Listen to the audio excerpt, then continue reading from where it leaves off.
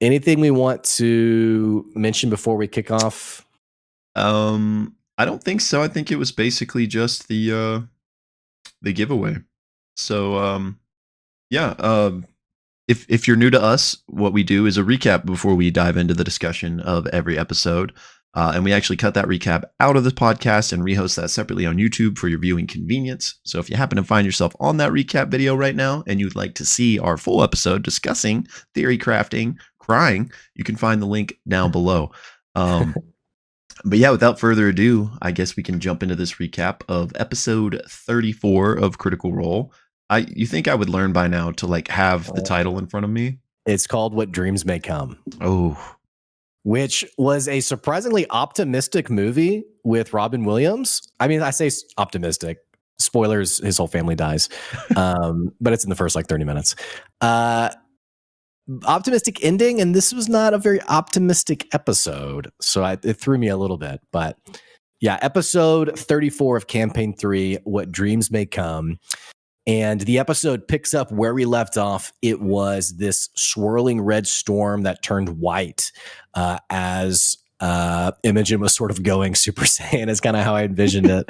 And in this moment of time sort of standing still, each person who is currently conscious has this sort of cascade of memories that they had forgotten. Chetney, it's almost kind of like seeing your life flash before your eyes, I guess. yeah. Chetney sees some of the romances he's had. He is tangibly aware of sort of this void of loneliness, focusing on his work, fixating on all these pursuits that left these romances behind him. And then he remembers his first time becoming the Chetney that we know, the werewolf that we know. Ashton seems to have a memory of maybe one of his last memories of his parents in this ominous village where there's some sort of ritual happening, and his mother handing a mask and a vest to, or a headdress to his father, who puts it on, and then they hear the words, "It begins." Laudna, not yet unconscious, but or not yet dead, but two death rolls in, remembers her last moments on this planet as a living person, being brought into the banquet room in the city of Whitestone, the Briarwoods using her and others for their evil plans, and ultimately Delilah's eyes, ever watchful, set on her, as Matt describes it, a gaze that never stops, including Delilah's words, "I will endure." And then it moves over to Imogen, where she is sort of in the midst of the storm. She hears her mother's words, that familiar calling out to her from Liliana that tells her to run, to flee. And as she tries to back away, Odahan is there, Odahan Thule. And as she looks up, I don't know if she was trying to fly away, but as she looks up, she once again sees Odahan there. And Odahan is sort of beckoning her to join, to give in, to become part of, I think Matt described it, something beautiful with us.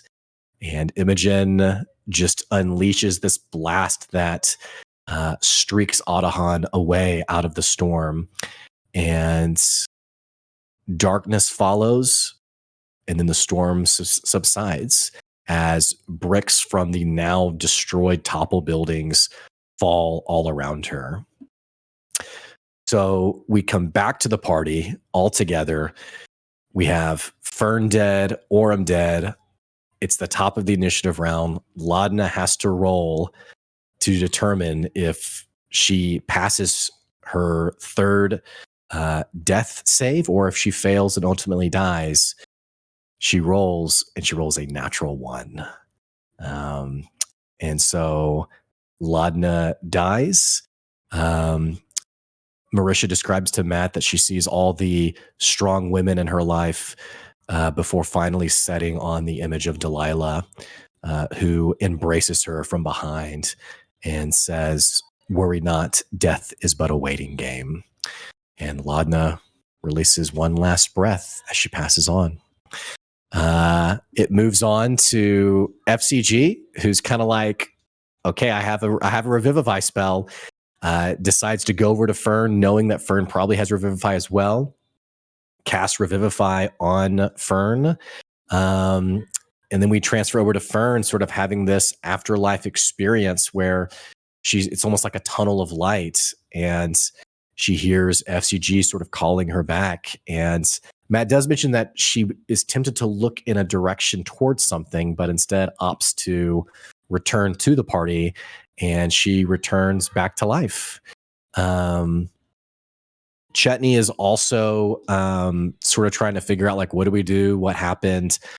Imogen is scooping Laudna up from the rubble with Ashton helping. Fern is surveying the battlefield of like, holy crap, what do we do? And as she is thinking about revivifying Orem, Imogen and Ashton bring over Laudna and say, Laudna's down too. And Fern has a choice to make and has to decide if she has one cast of Revivify left, has to decide if she's going to revive Orem or Laudna. There's a little bit of panic where Matt says, now, do you have the 300 gold worth of diamonds? And she's like, well, no, I don't have that. And so then the party's like, oh, so now we have no way to revive either of them. But turns out Ashton had some.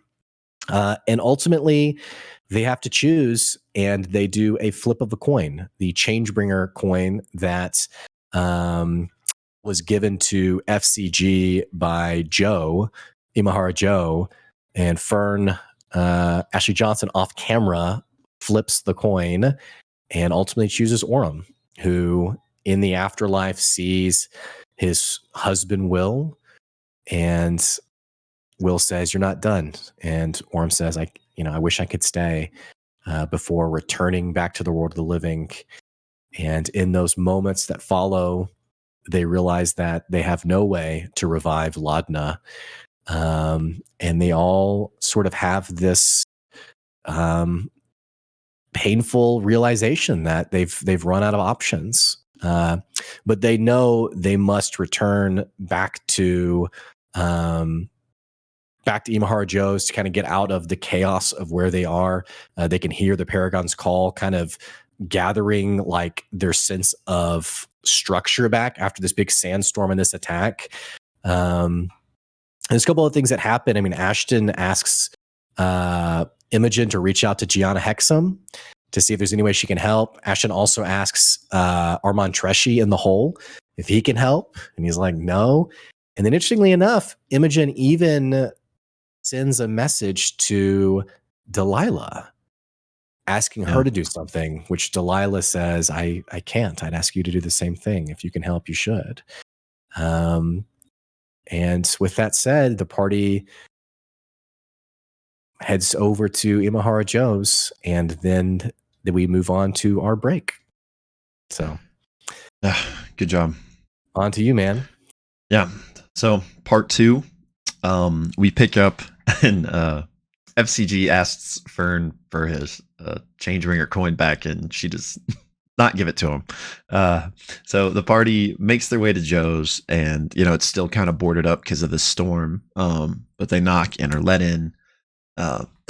Ashton immediately opens up the hole, and just so I don't have to keep saying this throughout this recap, basically every 10 minutes, Ashton is making sure to open up the hole so Tresci doesn't suffocate. And the group basically apologizes to Joe for bringing trouble to his doorstep. He's like, what kind of trouble did you bring? So they fill him in on what happened and what he may be getting pulled into. And Joe's like, okay. And he pulls up this hatch in the shop and basically leads them down below to like this storage area, basement area. Safe room almost. Yeah. The group down here begins to interrogate Tresci and just basically ask him all the things. And he's like, I don't know what Odahan's up to, but there's a lot of insight checks made, and Fern actually gets a whisper and basically knows that he's not letting on as much as he actually knows. So a few intimidation checks later, he lets them know this is all way bigger than him. He was just basically a pawn in this. He was using it to rise back up in his household, to rise back up with the quorum, but now he's a fugitive. He was basically being used for this shipping line. Odahan was using him to ship these things across the Osmond Sea. And Ashton's like, "Do you working with Gianna Hexam in this?" And Treshti said, "Yes, Hexam actually held the shipments for us until it was like we had the okay and the clear to keep moving. So she was like a stopping point on this shipping line." So the group has some of these shipments, and among other things that they stole from the crates that fell off the mammoth crawler during this last skirmish, and a few other things they grabbed during the commotion. So they're like, let's go take a look at this. They go into the hole, pull out some of these things. They grabbed some of these vials during the skirmish, and they noticed that these like cylinder like things remind Fern of what was in Odahan's little backpack device. Right. And so they asked Treshy, what are these? And he doesn't know. Meanwhile, Chetney has been inspecting this little basement that they're in, and he has found this like vault door down a ways, and it's locked. So he's been working on trying to get it open, and he does. And it basically leads to this tunnel that seemingly goes like deep underground, and it smells of minerals and reminds him of one of the areas they were in during the Death Wish run. So he assumes it kind of tunnels down into a similar place. So while he's doing that, they actually yell at him like, "Hey, come here. We need you to open some of this stuff." So they hand him this little back box that's locked, and he actually figures out that it's trapped. And he figures out that the trap involves metal. So his workaround is, I'm going to craft some wooden lock picks and then try to open this with the wooden ones so I don't have to worry about this trap. While he's working on that, the party is discussing how do we fix this lot in a situation. So they're going over all of these various, possibilities that they have. Who do they know? We could potentially talk to Estros, Keyleth, the Derolos, Ajit Dial, Gianna Hexam, Morrigan. We got to figure something out. And Imogen is like, I can send messages, but I need to rest first. So Chetney, now having made his wooden lockpicks, picks that box successfully, and inside they find, it's like a lead-lined box. They find this green powdery substance, which we know to be a residuum. Party wonders what it is, but Orym knows what it is and tells them it's this, powerful, magical enhancer, if you will, very valuable, very powerful. And he's like, this shouldn't be here. My boss and the Derolos, they need to know about this. Chetney doesn't want to put the residuum back in that box since it is trapped. So they're like, we need a new way to carry this around. And ultimately, they hire Joe to make them a new lead box for 300 gold. Right. FCG then casts Identify on one of those cylinder vials, and they find out it is a potion of a possibility. When you drink it, you get 2 fragments of possibility. And basically what those are is you basically get to re-roll a d20 and then choose which one you actually want to take. You can also use it offensively against an enemy. Crazy. Yeah. So like you could make an enemy re-roll. Yeah, amazing. And so they have 6 of those total, I believe. So or no.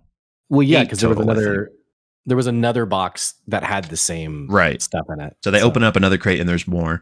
So I don't remember the total number, but every member of Bell's Hells gets 1, and they have 2 left over that they put in like the group inventory. Yeah. So then the party settles in for a long rest, in which during the second watch of which Chetney hears commotion upstairs. Some members of the Paragon's Call have come into Joe's because they're looking around for the party, and they're asking Joe if he's seen him. Joe's like, nope, haven't seen him. But they're like, well, we want to take a look around regardless. So Chetney, having heard this, is silently waking everybody up. And the visitors upstairs notice the hatch, and they're like, we're going to go down there. So as they're coming down, the party scurries behind this vault door that Chetney had opened and are hiding behind there. They come down, the visitors come down, look, apparently are satisfied, and they do eventually leave. Imogen casts her open mind to see if anybody is like in the adjacent room, just in case they're hiding silently. But they're not. So they have eventually fully left, the party having eluded them. And then they're like, hey, Joe, sorry, we're going to up that 300 gold to 400 gold for your trouble. So after all that, they do get back to their long rest, successfully finish it.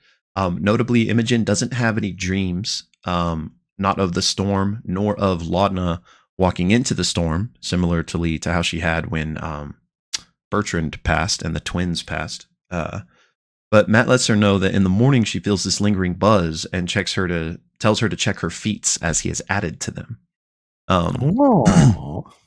FCG then apologizes to Chetney for going berserk and thanks Chetney for like trying to reach out and trying to help him, and reveals that he stayed up last night and made Chetney a wooden toolbox, which Sam actually physically has brought and gives to Travis. Travis is ecstatic. It's like customized with RTA, respect the alpha. So they have a little moment. The group then asks Imogen about, hey, what happened yesterday? And she's not sure. Something like that has never happened before. And she assumes that, Odahan wants her for that very strength. She does tell them that she saw her mom during a vision, and the other party members reveal, at least the ones that had visions, reveal that they had visions as well. Blake already talked about this, but Chetney saw some old flames. FCG saw visions of his past life. Ashton saw his parents. And when Ashton brings that up, he pulls out the helmet from the museum that they took and explained kind of the vision that he had and that they were performing some sort of ritual, and that Ashton doesn't remember much, but just everything went haywire. Wind and light and air, people flying through the air. Next thing Ashton knows, he's waking up outside of Bassaris and then was put into the Greymore home. Imogen then starts sending messages, first of which is to Captain Xandis, letting them know they're ready to be picked up. He says they're about a half day away. The party then asks her about her scars because they notice her scars have grown, and she says, yeah, they showed up when I first started having the dreams, and I thought they were cool at first, but now they're growing, and I'm after what happened yesterday, I don't know what's going on. Notably then, FCG casts Gentle Repose on Laudna and is told that he has a weird sense that the spell headed off something at the pass. I think he's the only one that notices this. Right. And with that means Laudna is going to be basically like in stasis for 10 days, like not gonna, I know she's a hollow one, but essentially she's not going to like decompose and will still be able to be resurrected for 10 days. And it can be recasted after that 10-day period as well. So then the message is sent to Eshtaros, basically telling him everything that just happened, what happened with Laudna, and if he can help. Eshtaros says, he'll do what he can for Bell's Hells to come to him. He'll reach out, see what he can figure out. FCG then follows up a message to Eshtaros, letting him know that, hey, by the way, you're in danger. Like, Odahan knows who you are, knows we are working for you. Like, be safe.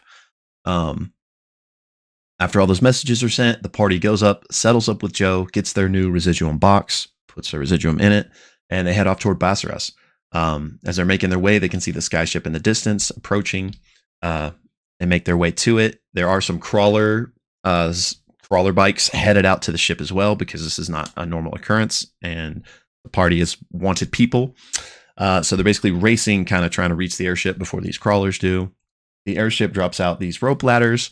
The party all is trying to get up on him. Everyone does except for Chetney, who rolled a natural 1, but Imogen casts Fly on him. And so everyone is able to safely make it to the deck. And the party is off toward Drusar. And that's where the episode ends. Yeah, that is episode 34 of Campaign 3, What Dreams May Come. And don't forget, if you're watching just the recap, you can check out the link below for the full episode discussion. Will? It's a great episode.